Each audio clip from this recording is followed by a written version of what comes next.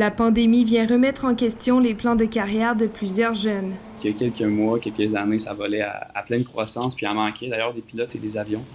Donc c'est sûr, ça fait un petit quelque chose de voir que tout est arrêté. La motivation aussi pour continuer, c'était difficile, surtout parce qu'évidemment, on était confinés.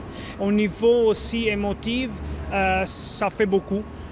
Déjà, un projet de doctorat peut être particulièrement difficile, particulièrement complexe. Mais il n'y a pas que les étudiants qui ont vu leur carrière chamboulée par la crise sanitaire.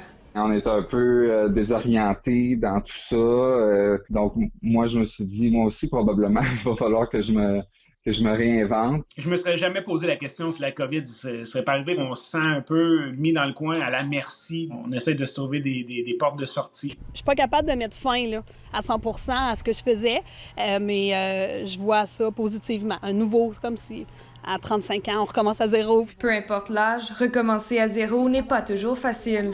J'adorais mon travail, ça a été une très grosse déchirure, le choix que j'ai eu à faire. Avec tous ces jeunes et moins jeunes qui songent changer de carrière en raison de la pandémie, l'Institut national de la recherche scientifique anticipe déjà une hausse des inscriptions au cycle supérieur. On a vécu une période de plein emploi qui était sans précédent dans l'histoire récente du Québec. Si les perspectives d'emploi sont plus incertaines, il est fort probable que plus d'étudiants vont décider de poursuivre des études de maîtrise.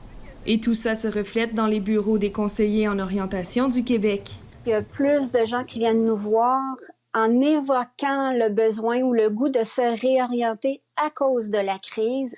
On ne peut pas inventer des emplois qui ne sont pas au rendez-vous en ce moment. Le retour à la normale pourrait être long pour certains types d'emplois, mais les conseillers en orientation croient qu'il sera toujours temps de se réinventer, chacun à sa façon. Ici Alexandre Relais, Radio-Canada, Québec.